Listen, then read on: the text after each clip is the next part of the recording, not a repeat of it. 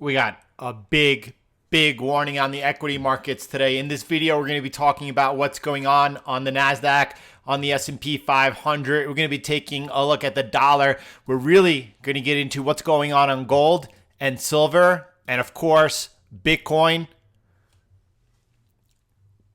If you're new here, welcome. And if you're not, welcome back. This is a really important episode. This is a really important week. We're entering today, the last day of the month. We're entering the first week of September. We have next Monday, Labor Day in the US. And after that, it is time to get on with it. Focus. Expect some volatility in September. Let's figure out what's going on. I'm going to start off with what's going on the dollar here this morning. You could see that the dollar is looking to perhaps make another leg down over here. Here's this consolidation that we've been in. If you haven't seen the third most recent uploaded video on the YouTube channel, is a look at the dollar, at the DXY US dollar index. It gives a really solid guide to where we are right now and what to expect next. Anyone following that for sure is on the right side of the market, and I'm going to continue to keep you on the right side of the market. Today is the last day of the month. It's the 31st of August, which means that we do have some year-end flow funds. Okay, we could have some abnormal trading into the close. Do not take that as signal. That is noise. We're going to figure out what's going on tomorrow. This week, a lot of fund managers are obviously on vacation. It's not until the first week of September after Labor Day that things really get going, and that's where we could pay attention to more noise. And that's where we could pay attention to more signal. As of right now, the dollar is in absolute jeopardy here of breaking down and putting another leg lower. That would come in targeting 90.84 next. 90.84. So keep an eye on what happens over here, or whether or not we're able to get back into this consolidation area. And then we'll be watching it day to day to figure out what's going on next. I said we have a warning for the equity markets. I'm going to get into that in a moment. First, I do want to talk about gold. Gold looks extraordinarily bullish. By the way, we have a couple of things going on. We have over here, this is from the Financial Times. They're saying U.S. corporate bonds, real yields, have turned negative. Why this is important is because fund managers are going to have to look for different type of assets. Now, it could be riskier assets, or it could be things that make a lot of sense, such as gold. Right? Gold has every reason it could continue to be bid. Gold is entering a bull market. This is just beginning. People are looking, right? People are looking, first of all, for a couple of things. As they see the gold price hitting 2,000, now they're looking for, like, how far do you think gold could pull back, right? We were right on top of that. All you remember. What happened in the past is fine. That doesn't matter. My job and my goal is to keep anyone listening and viewing now to continue to see what's happening and be on the right side of the market going forward. As gold hit new all-time highs, we were looking for that initial pullback. That was a pullback that we stepped into. And what should you be looking forward on gold? Are we going to see a pullback into 1800? Are we going to see a pullback into 1750? Why both of those things could happen. And if they do happen, I hope you have the situational awareness to be a buyer, to have that buyer's mindset that you're looking to lean in if either one of those support holds to buy. I'm not expecting a pullback into either one of those areas. What I'm seeing right now happening is that we have just consolidated in this area and now are breaking out to the upside over here. That's what I'm watching. If you come over here, by the way, and you look what happened, we have since come back. This was resistance that we've come back and tested and are now coming out of support. This is super healthy. You do have some near-term resistance that we looked at here this morning coming in right around 1980.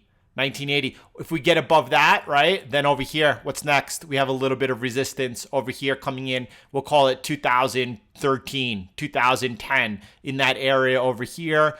A little bit of work we need to do before we're coming back and testing the all-time high on gold. Nevertheless, this continues to be uber bullish. Watch what's happening with silver. It's going to give you a clearer picture. Let me go ahead and clean that chart up for you. Listen, I've noticed some people when they see a little bit of a pullback, and I'm talking about 1% or 2%, get worried that all of a sudden this is crumbling. That's not what's happening. You have to retrain your mind to understand that we've entered bull markets in the precious metals. You are looking to buy pullbacks into support.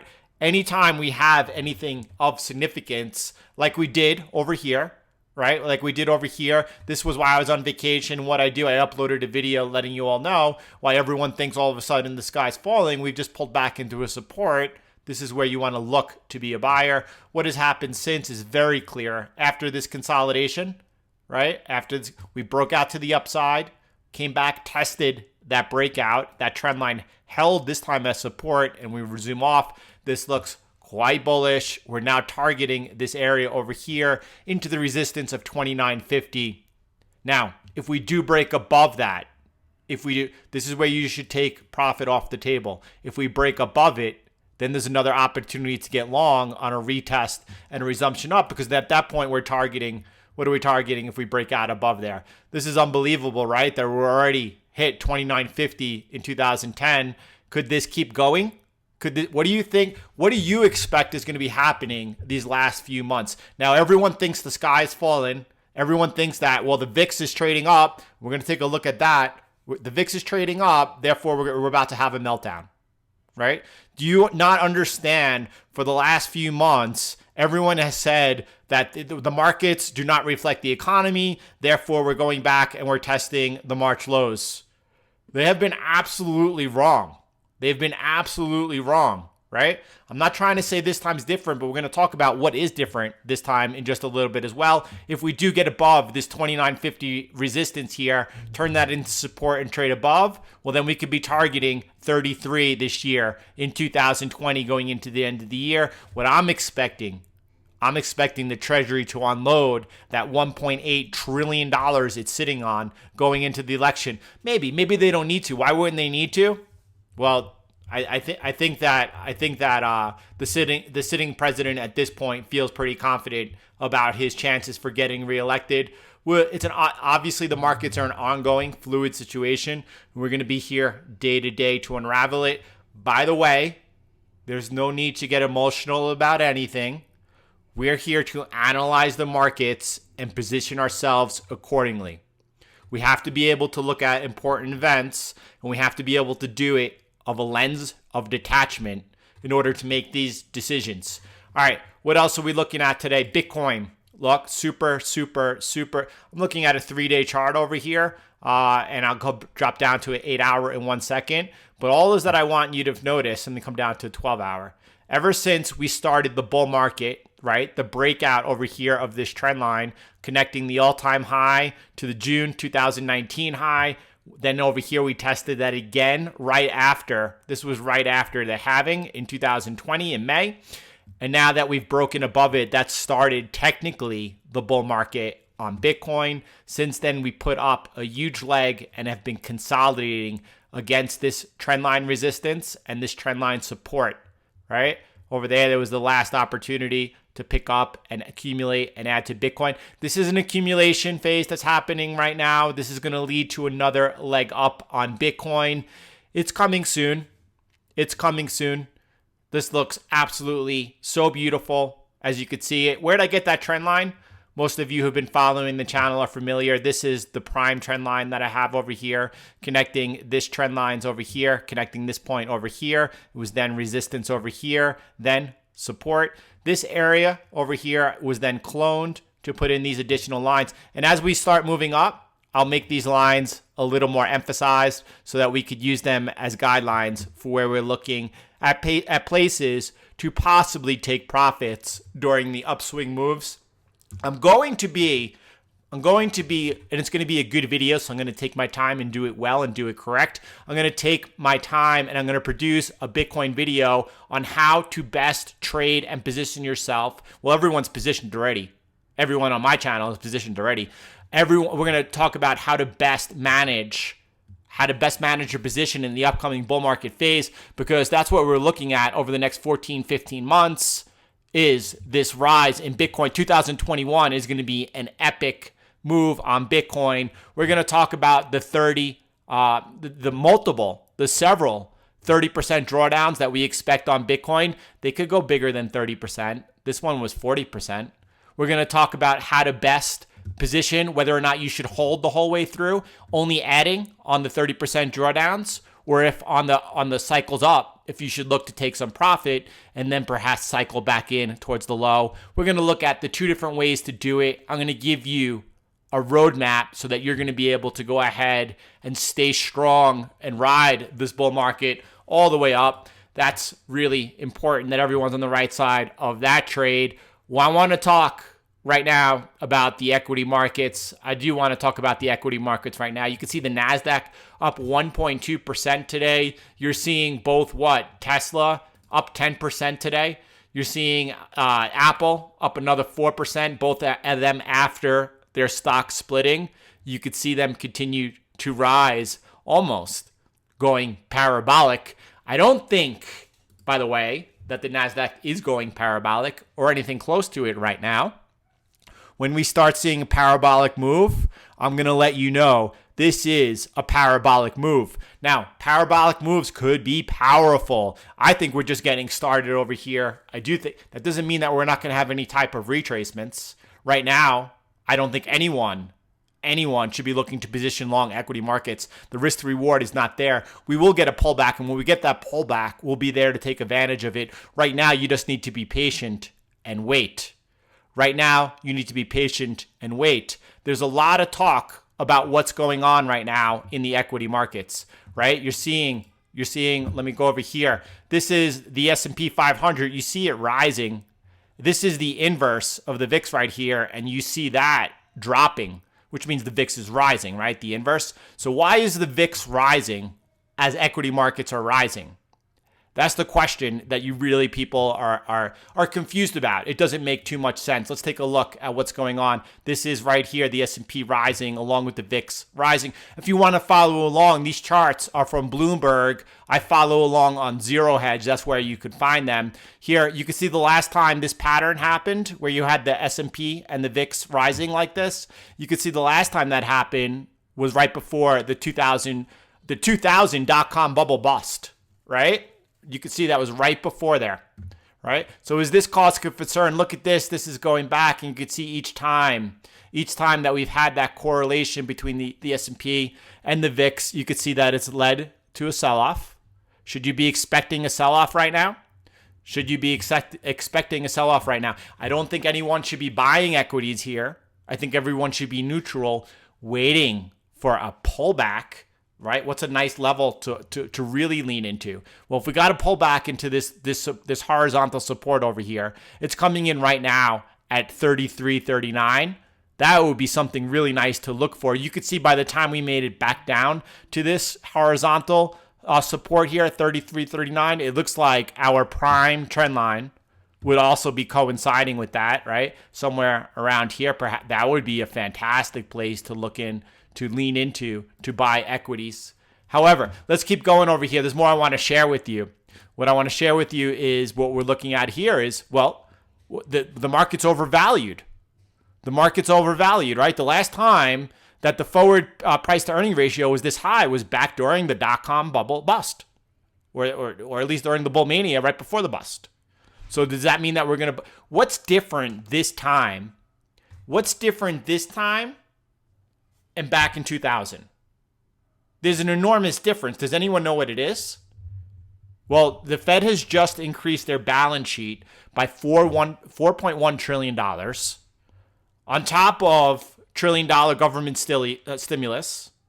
On top of the Fed has now purchased almost 23,000 individual securities. Back here, the Fed wasn't purchasing securities. We looked at that in the live stream this morning. Those are some big differences, and another big difference is the market is forward-looking. What do we expect to happen over the next 6 months? The Fed is really pushing this whole cover of extended low interest rates, of deflation as cover for them to continue to expand their balance sheet further. You're going to see more printing of the presses. You're going to see more stimulus right? The timing is everything, whether or not it comes before the election or if it comes in early 2021. We're going to see more stimulus coming from the government. People need help. People need help. And then you have things like infrastructure that needs to be rebuilt. You have things like perhaps clean energy initiatives. There's going to be further stimulus. The market's, this is not 2000. This is not the dot-com bust. Now, when this starts falling apart, and and I think we're just getting started over here. I think we're just getting started over here. Take a look at the NASDAQ, right?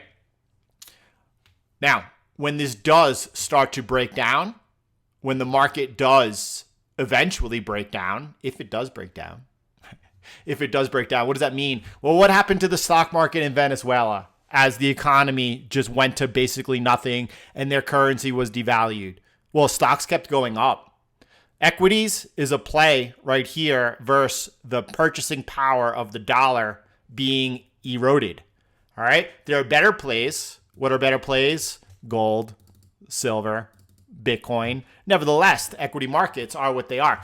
If this starts breaking down, if we start getting any type of reason to see the charts telling a different story, believe you me, we'll be the first, as we were back here in February during the beginning of the meltdown and then riding the meltdown, we'll be the first. We'll be picking it up to have the whole investment thesis of that this doesn't make sense. Therefore, I'm going to be trying to short the top. You're going to wind up insolvent. That's not how this works. You have to follow price, you have to follow the charts, and you have to stay with the trade. Right? All that matters right now, why everything is irrational, is what's happening with price. Now, by the way, we were also looking at the VIX. I want to come back to the VIX with you really quick. Why is it possible that the VIX is rising right now? What's different this time? Is anything different this time? Well, there are a few things different. If you go back to 2000 over here, right? A lot of the traders involved in the market.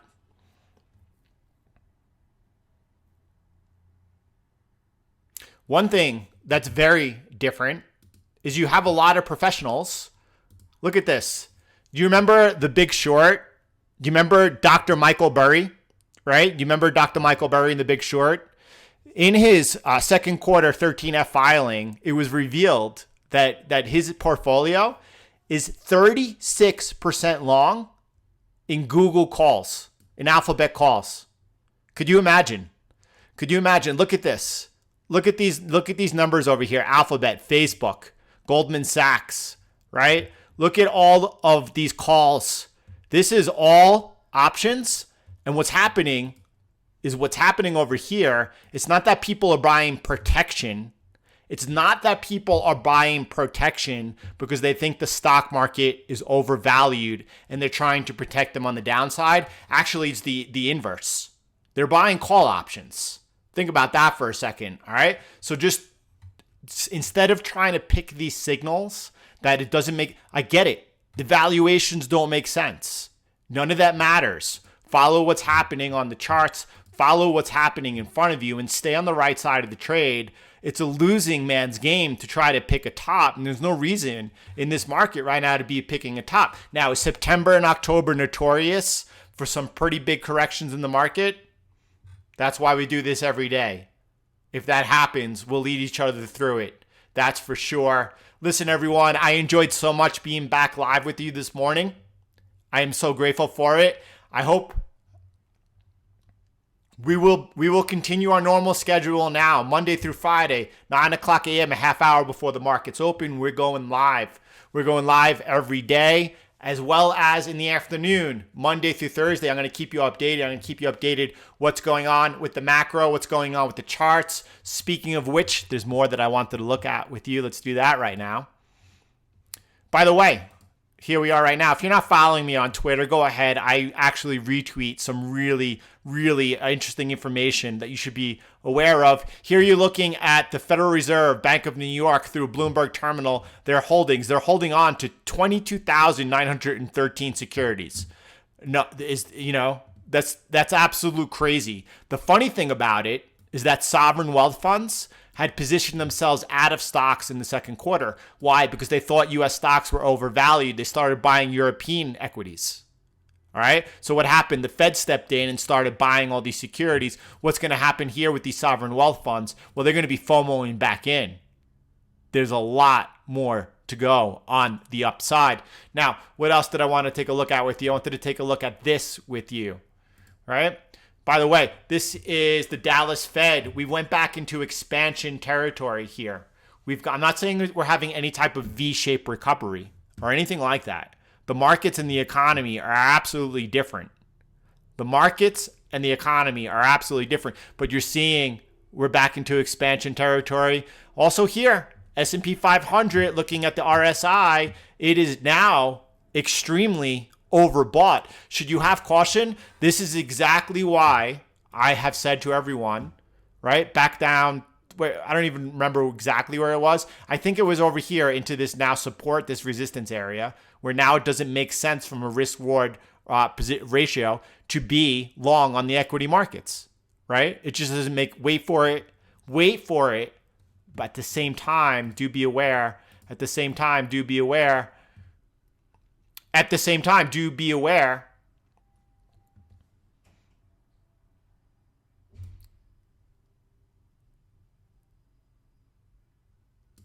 let me zoom in over there. When I said the RSI was reaching overbought territory, here you go. You got a 79 print over here. This is extraordinarily overbought, but what happens?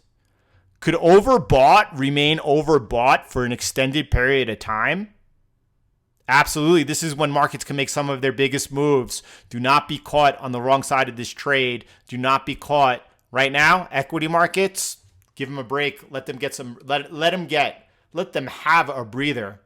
We'll position back in when it's the right time to position right now in. Right now, there are just simply more exciting investments, including Bitcoin.